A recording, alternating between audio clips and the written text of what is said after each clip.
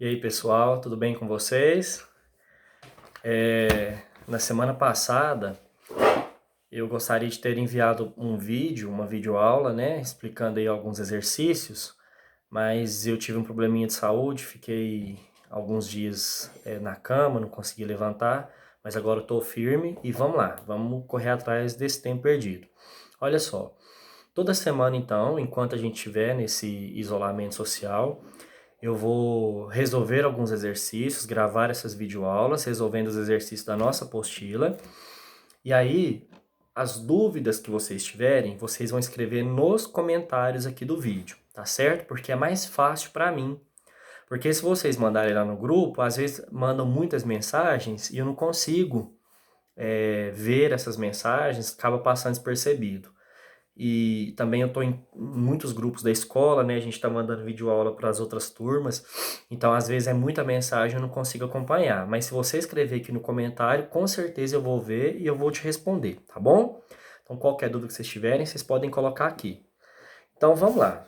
Olha só, na nossa última aula presencial, a gente estava fazendo os exercícios da página 311, exercícios de ecologia.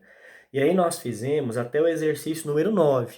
Então hoje a gente vai fazer o exercício 10 e 11 e vai terminar essa parte de ecologia. Mas vejam só, eu imagino que vocês já devem ter dado uma folheada na apostila, né? Os assuntos, eles retornam. Então a gente vai ver ecologia novamente. Então não vai ser somente esses exercícios e só agora acabou e nunca mais vai ter ecologia, não. Aqui a gente está vendo a primeira vez, mas depois a gente vai voltar, tá certo? Então vamos lá. Questão então número 10, lá na página 311. O aumento da pecuária, em decorrência do crescimento da demanda de carne pela população humana, tem sido alvo de grandes preocupações por pesquisadores e ambientalistas. Essa preocupação ocorre em virtude de um metabolismo de animais como os ruminantes produzirem e liberarem gás metano para a atmosfera. Então é o seguinte, os bois, né, eles são ruminantes, então eles têm dois estômagos, fazem aquela digestão parcial no estômago, depois vai ocorrer a ruminação, o alimento volta para a boca, eles vão mastigar e depois vai para outra parte da digestão e tal. Então, nesse processo, esses ruminantes, eles produzem muito gás metano, o CH4. E esse gás metano é um gás de efeito estufa. Ele aprisiona calor.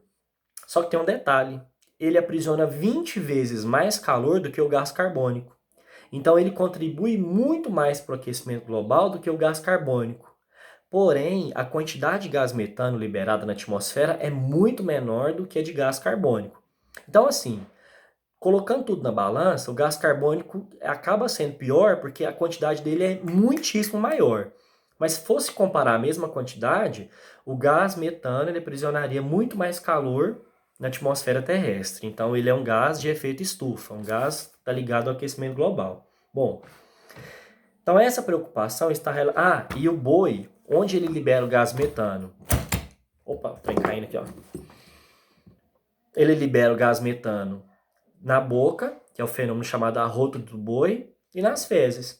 Né? Quando ele defeca, naquelas fezes vai liberar gás metano. Na verdade, todo produto de composição libera gás metano, né? Os lixões liberam gás metano, um animal quando morre libera gás metano, as represas das usinas hidrelétricas liberam gás metano, porque toda aquela fauna e flora que está depositada lá no fundo está se decompondo, né, com o passar dos anos, então até essas represas liberam gás metano. Bom, essa preocupação está relacionada com a intensificação de qual problema ambiental? Letra A, eutrofização? Não. Letra B, chuva ácida? Não. Letra C, bioacumulação? Não. Letra D, inversão térmica? Não. Letra E, aquecimento global. Mas, a letra E é a correta, mas nós vamos ver letra por letra aí, por que que não é. Bom, eutrofização. Pessoal, eutrofização é um processo muito importante que a gente tem que saber, porque cai muito em vestibular e Enem. E aí eu fiz um esqueminha com as etapas da eutrofização. Só que no vídeo vai ficar espelhado, vai ficar invertido. E eu não sei como que arruma esse trem. Procurei programa para desvirar os vídeos, mas só desvira vídeo de 5 minutos, até 5 minutos, então não vai dar. Então vocês vão usar a força de vontade de vocês, ou vocês vão tirar um print, ó. Tirou um print, e aí vocês usam o próprio celular para o celular poder tirar do espelhado. Mas vamos lá, eu vou explicando direitinho para vocês. A eutrofização é uma série de etapas que vai acontecendo até levar à morte de todo o ecossistema aquático, de lagoas, né, de onde tem água que fica mais em repouso, água lenta. Rio é mais difícil acontecer eutrofização, é quase impossível. Mas pode acontecer, mas estou falando que é mais comum, muito mais comum em lagoas. Bom, a eutrofização ela começa quando aumenta, por algum motivo, a matéria orgânica naquele ambiente. Então, por exemplo, imagina que tem uma lagoa e de repente eu joguei esgoto lá naquela lagoa. Aumentei a quantidade de matéria orgânica. Então, olha só, no esqueminha. Matéria orgânica aumentou, ó. Setinha vermelha para cima aumentou. Se a setinha for para baixo, está diminuindo. Então, ó, primeiro, aumento de matéria orgânica.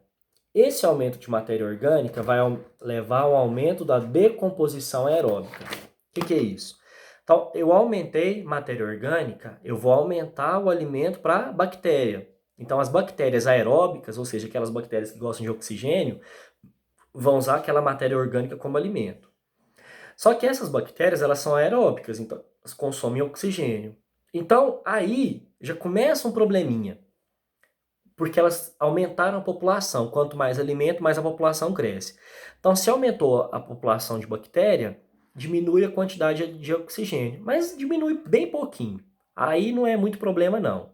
Diminuiu um pouquinho a quantidade de oxigênio. Porém, essas bactérias vão transformar aquela matéria orgânica em matéria inorgânica, em sais minerais, em sais inorgânicos. Nesse momento, ó, aumentou os compostos inorgânicos, ó a setinha aqui vermelha para cima. Então, ó, aumentou matéria orgânica, aumentou decomposição aeróbica, aumentou sais inorgânicos ou compostos inorgânicos. O que vai acontecer agora? Afloramento de algas aumenta. Então, nesse momento, as algas elas vão aumentar a sua população, porque agora tem muita matéria inorgânica para a alga. Ah, professor, mas por que não aumentou antes? Por que não aumentaram a população de algas no início? Porque a alga não precisa de matéria orgânica que vem de esgoto. Ela produz a própria matéria orgânica, que é o carboidrato dela, através da fotossíntese. Então, para ela tanto faz ter muita ou pouca matéria orgânica. O que ela precisa do ambiente é a matéria inorgânica. Então, aumentou a decomposição aeróbica, vai levar ao aumento dos compostos inorgânicos, sais minerais. E aí sim, a população de algas vai aumentar.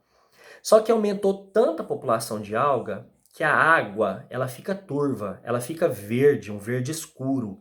E aí, essa turvidez da água diminui a entrada de luz.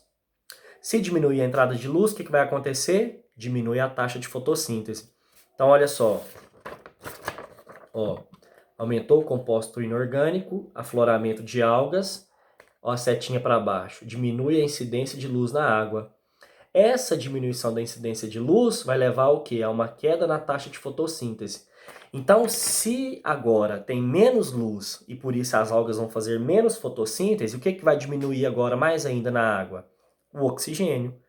E aí, essa diminuição da quantidade de oxigênio vai levar, ó, diminuição na taxa de oxigênio na água, vai levar à morte dos organismos aeróbicos. Todos aqueles organismos aeróbicos, os peixes, as bactérias aeróbicas e as próprias algas que precisam do oxigênio vão morrer, porque não está tendo mais fotossíntese na água. Bom, morreu tudo. Agora só tem o que nessa água? Matéria orgânica morta e bactérias anaeróbicas, bactérias que não precisam de oxigênio. Então, olha só, aumentou o afloramento, diminuiu a taxa de fotossíntese, diminuiu o oxigênio, morreu todo mundo. O que vai acontecer agora? Decomposição anaeróbica. As bactérias anaeróbicas vão começar a consumir tudo aquilo. E toda vez que tem decomposição anaeróbica, pessoal, libera mau cheiro. Então, a última etapa da eutrofização, que são todos esses eventos aqui, é o mau cheiro. Por quê? Porque lá naquele local a gente tem agora a bactéria anaeróbica decompondo a matéria orgânica. E é interessante que a gente pode perceber essa decomposição anaeróbica no nosso dia a dia. Por exemplo, de manhã você acorda com aquele mau hálito, né? Aquela catinga de bafo de onça. Parece que você lambeu a tábua de um chiqueiro. Parece que você comeu um defunto que está morto há 30 anos. Por quê que a gente tem aquele mau hálito, que é super normal? Porque durante a noite a boca está fechada, não entrou ar, bactéria aeróbica não sobrevive, mas as anaeróbicas sobrevivem. E aí elas vão aumentar a decomposição, e aí os restinhos de alimento que ficam no nosso dentinho vai servir de alimento para elas e por isso elas vão liberar o mau cheiro. Ó, embaixo do braço não circula ar, tem mau cheiro. Em outras partes onde não tem circulação de ar tem mau cheiro, por isso que a gente tem que lavar para tirar aquelas bactérias, tem que deixar essas áreas ventiladas, né, em algum momento, para sair essas bactérias anaeróbicas e ficar só as aeróbicas, porque elas não liberam esse mau cheiro, tá bom? Então isso que é a eutrofização, muitíssimo importante para o Enem, tá certo? Então, ó, se você não quiser usar o meu esqueminha, procure alguma aí na internet, algum que seja melhor do que o meu, mas eu acho que você não vai achar. Bom, ainda na questão número 10, que a gente sabe que a resposta é a letra E, vamos ver. Letra B, chuva ácida. Por que não é chuva ácida? Porque a chuva ácida está relacionado a compostos nitrosos, óxidos de nitrogênio e óxidos de enxofre, óxidos sulfúricos. Então, indústria, carro, libera óxido de enxofre e óxido nítrico. Isso sim vai reagir com as nuvens e formar chuva ácida, e não gás metano. A letra C, bioacumulação. Na última aula presencial eu expliquei que é bioacumulação. É quando uma substância ela se acumula no nosso organismo não consegue degradar, né? A gente viu que o mercúrio, o DDT fazem isso. Inversão térmica. Inversão térmica, pessoal, é um fenômeno natural. Mas o problema é quando ele está associado à poluição ambiental. Então, por exemplo, o ar... o que é a inversão térmica, né? Durante o dia, a luz do sol aquece o ar da superfície, o ar aquecido sobe e leva embora partícula de sujeira, poluição e tal. O ar frio, que está lá em cima e está limpinho, ele está mais frio, ele desce. Então vai tendo essa circulação de ar, movimentação do ar. O ar de baixo é aquecido, sobe, o ar de cima desce. Isso não é inversão térmica. Isso é um movimento de convecção térmica que acontece todo dia. A inversão térmica acontece nos dias frios. Nos dias frios, o ar da superfície não é aquecido. Então ele não sobe, ele fica aqui. E o ar que está lá na superfície, nas camadas mais altas, ele está frio, não vai descer porque o que está embaixo não deixa ele descer. Beleza. Então não tem essa movimentação do ar. Isso é um fenômeno natural, isso acontece sempre. O problema é quando a inversão térmica está associada à poluição, como eu disse anteriormente. Por quê? Se tem inversão térmica numa cidade poluída, o ar poluído que está aqui na superfície não vai subir, não vai se dissipar, então ele fica preso na superfície. E as pessoas então entram em contato com esse ar poluído e aí desenvolve problema respiratório e morre. Bom, então isso que é inversão térmica, é um fenômeno natural, mas que associado à poluição é muito negativo. Questão número 11. O dicloro de feniltricloroetano, DDT, é o mais conhecido dentre os inseticidas do grupo dos organoclorados, tendo sido largamente usado após a Segunda Guerra Mundial para o combate ao mosquito vetor da malária e do tifo. Então, os soldados eles morriam por causa de malária e tifo, então eles desenvolveram um inseticida, o DDT. Só que ele foi tão bom, tão eficiente, que salvou milhares de vidas e foi utilizado na agricultura, nas lavouras, para matar praga agrícola. E foi muito bom. Tão bom que ele foi usado em larga escala. Mas aí, com o passar dos anos, eles foram vendo que estava tendo muito problema no ambiente relacionado àquele DDT. Que era, por exemplo, o DDT ele é bioacumulador. Ele fica acumulado no organismo do indivíduo. Ele não é decomposto, não é degradado. A gente viu na última aula o que é a bioacumulação. Então, o que acontece? Alguns animais ficavam intoxicados com esse DDT, as aves principalmente, elas tinham diversos problemas, porque o DDT remove carbonato de cálcio do ovo, e aí a casca do ovo ficava muito frágil, e a ave ia botar o ovo e o ovo quebrava. Teve até uma espécie de falcão, uma águia lá nos Estados Unidos, que ela entrou em extinção naquela região por causa do DDT. Então, assim, ele é um inseticida que, apesar de ser eficiente, ele é muito prejudicial ao ambiente, porque ele se acumula, principalmente nos tecidos gordurosos dos indivíduos. E é por causa disso ele foi banido da maioria dos países. Bom, trata-se de um inseticida barato, altamente eficiente em curto prazo, mas em longo prazo tem efeitos prejudiciais à saúde humana. O DDT apresenta toxicidade e características lipossolúvel, ou seja, a questão está me falando que ele é lipossolúvel, lipolipídio, solúvel que se dissolve. Então ele se dissolve em lipídio. Olha só que enunciado bacana, ele já me contou a resposta. Nos animais, esse composto acumula-se preferencialmente no tecido. Qual tecido que acumula gordura? Adiposo. Letra B, tecido adiposo. Muito bem. Bom, então terminamos a parte de ecologia. Os exercícios complementares vocês vão continuar fazendo sozinhos. E se tiver dúvida, vocês podem me mandar também para me responder. Agora a gente vai para a página 315 para botânica. Ah, minha vida, meu amor, meu tudo é a botânica. Eu amo botânica. Sou mestre em botânica. Bom, vamos lá. Número 1. A polinização, que viabiliza o transporte do grão de pólen de uma planta até o estigma de outra, pode ser realizada biótica ou abioticamente. Ou seja, pessoal, uma planta, eu fiz aqui um esqueminha de uma flor, mas uma flor sem pétala. Então, olha só, aqui a gente tem o pedúnculo ou o pedicelo, que é o cabinho que liga a flor ao caule. Aqui, vocês estão vendo que tem uma dilatação, parece um copinho assim, ó. É uma dilatação do pedicelo. Isso aqui a gente chama de receptáculo floral. E aqui tem umas folhinhas verdes. Essas folhinhas são chamadas de sépala. E o conjunto de todas as sépalas é chamado de cálice. A função dessas sépalas é principalmente proteger as pétalas. Aí depois a gente tem, ó, aqui essa parte que eu coloquei em rosa, parece uma garrafinha. Isso aqui é a parte feminina. Todo esse conjunto aqui é chamado de carpelo ou pistilo. E esse carpelo ou pistilo é composto pelo estigma, que é uma abertura que tem aqui, pelo estilete, que é essa estrutura. Ó. Então, ó, aqui em cima tem uma abertura que é o estigma. Depois do estigma tem o estilete. Depois aqui, olha, tem o ovário.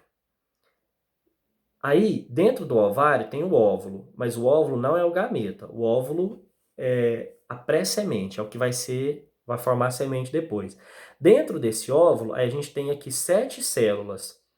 3 aqui em cima, que são as antípodas, uma aqui no meio e 3 aqui embaixo. Dessas 3 aqui embaixo, uma é o gameta feminino, que é a oosfera. Bom, então, essa estrutura aqui é a parte feminina, que é chamada de pistilo ou carpelo. Ó. Estigma, que é uma abertura que tem aqui em cima, estilete, ovário, óvulo e as 7 células, incluindo a oosfera. E essa parte aqui em azul é a parte masculina. A parte masculina, ela é chamada de estame. E o estame, cada cabinho desse aqui, ó, é um estame. E o estame é composto pelo filete, que é esse pauzinho, e no final de cada filete tem uma bolinha. Essa bolinha aqui é chamada de antera. E é aqui na antera que o grão de pólen é produzido. Então, o que acontece? Quando o grão de pólen é produzido, e o grão de pólen ele carrega o gameta masculino. O grão de pólen carrega gameta masculino. Quando a flor ela tá madura, nossa, tá um calorão aqui. Tá aí, tá fazendo calor? Onde você está? Hoje é domingo. Vocês vão receber essa aula, não sei, hoje ou amanhã, vou pensar. Aí tem o grão de pólen, e esse grão de pólen, ele tem que entrar aqui dentro, para ele poder descer aqui e fecundar a oosfera, que é o gameta feminino. Só que é melhor ele fecundar de outra flor, não dessa. Pode fecundar dessa? Algumas plantas sim, mas a maioria não deixa fecundar a própria flor. Então, Esse grão de pólen tem que sair daqui e chegar até outra flor, de outra planta. Como que isso vai acontecer? É o que o enunciado falou aí, ó. A polinização, que é o transporte do grão de pólen, pode ser feito de processo abiótico ou biótico. Abiótico é quando não é ser vivo, quando é o vento, por exemplo, a água. E biótico, quando é um ser vivo que faz esse transporte. Abelhas, borboletas, beija-flores, morcegos, alguns mamíferos podem fazer isso. Bom,